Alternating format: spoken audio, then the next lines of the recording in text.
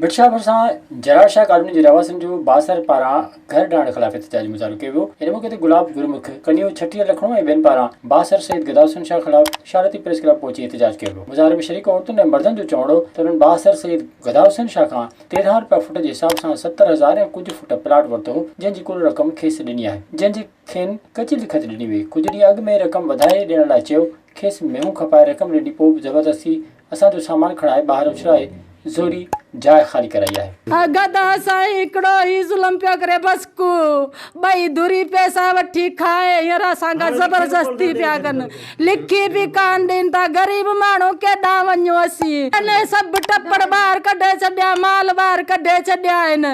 मासूमनि खे चवंदा निकिरियो, बसि असांजो कब्ज़ो आहे। असांजे बच्चनि ॿारनि पैसा रुपियो करे चाराना करे असां पैसा उन्हनि खे ॾिना आहिनि। बशकू खे ॾिनासीं, दिलबर खे ॾिना आहिनि पैसा, साईं गदा साईं खे मेन माण्हू खे बि पैसा असां बंगले में रसाया आहिनि। हुन वरी उतां गार गंद करे उनखे चयोसीं बाबा असांखे लिखत ॾे, लिखत न ॾियण जे वजह सां असांखे चयो आहे त गार गंद करे बेतमीज़ सां असां सां ॻाल्हाए ऐं उतां असांखे रवानो करे छॾियो आहे। वधीक असीं कुझु नथा ॿुधाए सघूं।